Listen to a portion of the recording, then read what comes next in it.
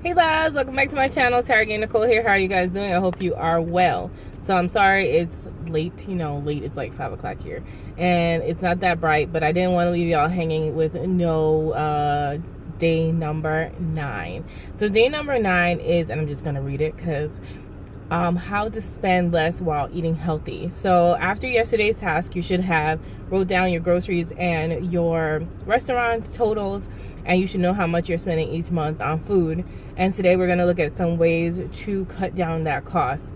So Rachel Cruze gives a few tips, on how to save some money. So of course the initial one is like pack your lunch. Everybody tells you that. It says sometimes the most obvious thing is the most effective thing. According to a Visa survey, the average American spends more than $1,000 on lunch every year. That's $1,000 right back in your pocket. Is simple just by packing your lunches, and I really believe that, and I think it might actually be more than that, to be honest. Now it says to buy generic things. Like, just because you want Cheerios don't mean you can't get the Honey O whatever. It's probably the same thing and tastes the same. I will say there are some generic things that I don't like the taste of. I think they do taste a little different. But if there are things that you don't mind getting generic, go for it. What is the difference with a name? As long as it works the same. Now, one thing I will tell you, back in high school in chemistry to a advanced placement class, I tested like things like Tylenol and then the Equate brand of Tylenol. It's the same daggone thing. Sometimes the non-name brand one actually worked better. So it's a study, and she also says there's a 2014 study by Bloomberg showing that chefs were more likely to buy generic instead of brand names food when it comes to food staples. Why? Because they're part of a business and they want to save money, and people in business try to save money. That's what we should be trying to do. So the other thing is, when you go out shopping, you should always have a list. And of course everybody tells you, everybody knows this by now, don't go shopping when you're hungry, because then you want to buy everything in sight. Don't go without a list either. That should be another thing. When you're just checking stuff, or when you're checking stuff off your list, you're busy doing that, and you spend less time just wandering around aisles and doing other unnecessary things. When you don't have a list, you're like, oh, maybe I could have picked up that, and oh, maybe I need that too. And then you don't need all this stuff because it has nothing to do with the meals that you've planned. And let your kids, if you have children, pitch in and help you, like a scavenger hunt. Like, find this, find that. It'll keep them occupied, and it'll keep them from running all over the store, hopefully. And then last but not least, she says to plan ahead.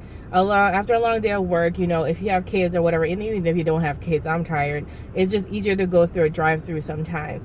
However, she's saying if you go ahead and replace 2 of those drive-through meals or restaurant meals with home planned meals, even slow cooker meals, which are also very easy, they're relatively cheap and easy and delicious to put together, you will save money.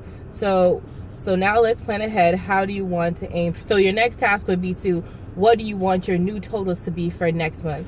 So in your groceries total line and your restaurants total line, you're going to make another groceries total line and a restaurants total line for day 9, and you're going to put what you would like them to be. How much do you think you could cut down what it was from last month to what you want it to be next month or this month? And then compare those numbers to what you spent last month, the total of yesterday.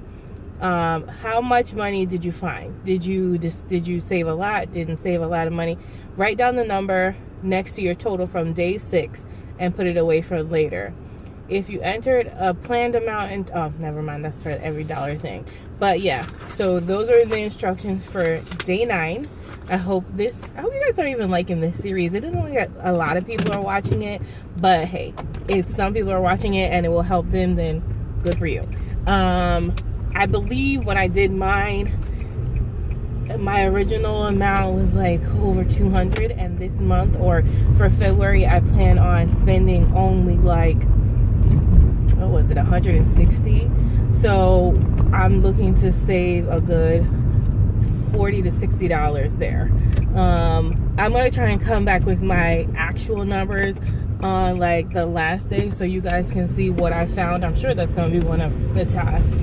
But all right, guys, so I hope you guys are enjoying it. Remember guys, in order to be grateful, in order to be great, you have to be grateful. Have a wonderful, blessed day, guys. Bye.